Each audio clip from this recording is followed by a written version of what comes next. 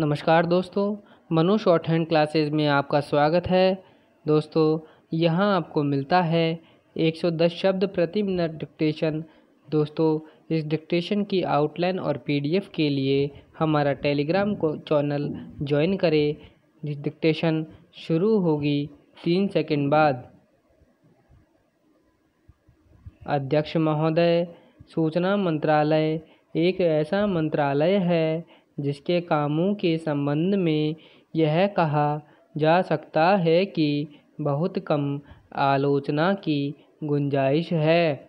इसके कामों में सामान्य रूप से यह देखा गया है कि सभी स्थानों पर प्रगति हुई है। जहाँ जहाँ कुछ कमजोरियाँ हैं उनको सुधारा जा सकता है।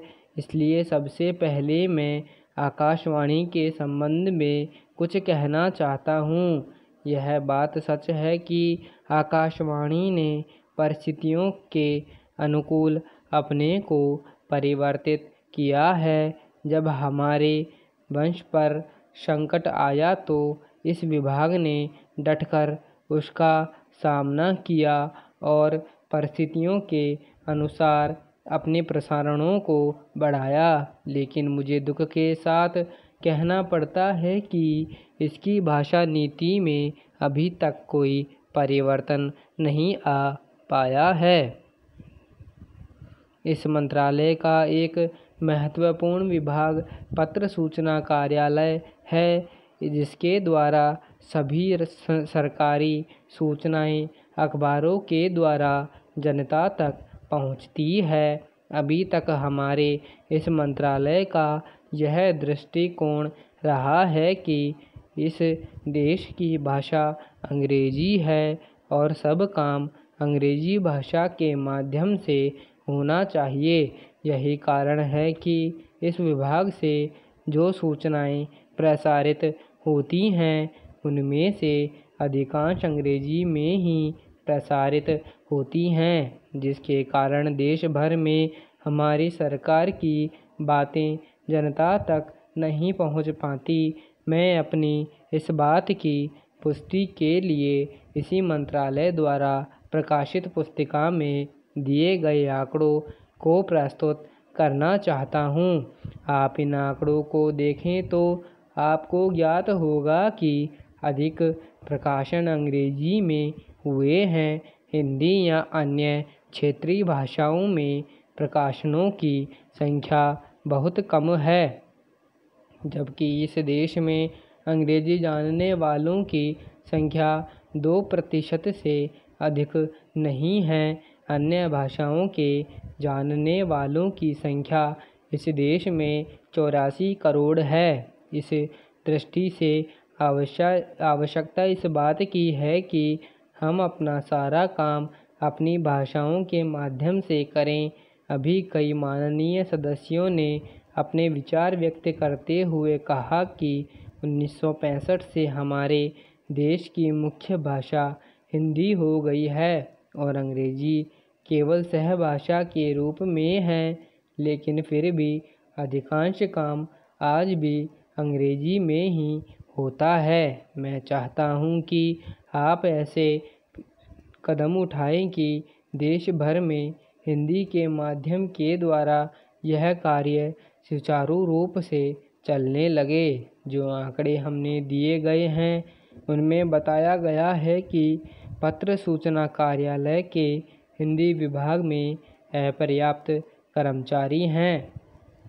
अध्यक्ष महोदय, मैं मंत्री महोदय को बतलाना चाहता हूं कि कुछ वर्ष पूर्व इस विभाग में अपर्याप्त कर्मचारी थे।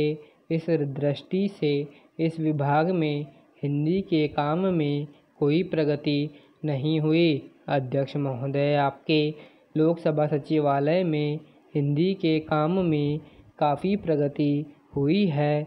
इस समय लोकसभा की कार्यवाही दोनों भाषाओं में चल रही है, लेकिन अगर इस काम में हमारा सूचना मंत्रालय अभी भाषा नीति के कारण पिछड़ा रहा तो यह बड़े दुख की बात होगी। खाद्य तथा कृषि मंत्रालय की मांगों पर बोलते हुए मुझे याद आता है कि इसे जितना भी महत्व आज दिया गया है और जितना महत्व दिया जा रहा है वह बहुत कम है। अभी अंतर्राष्ट्रीय व्यापार पर बोलते हुए व्यापार मंत्री ने बताया था कि निर्यात की आमदनी में कृषि का कितना महत्वपूर्ण योगदान रहा है। उन्होंने बताया कि 70% निर्यात कृषि वस्तुओं का हो रहा है और उसी के द्वारा हमें आमदनी हो रही है। इस दृष्टि से कृषि का महत्व और भी ज़्यादा बढ़ जाता है। उन्होंने यह भी बताया था कि यद्यपि कृषि का उत्पादन केवल 5% और बढ़ जाए तो निर्यात से हमें 100 करोड़ रुपए के लगभग अपनी आमदनी को और ज़्यादा बढ़ा सकते हैं।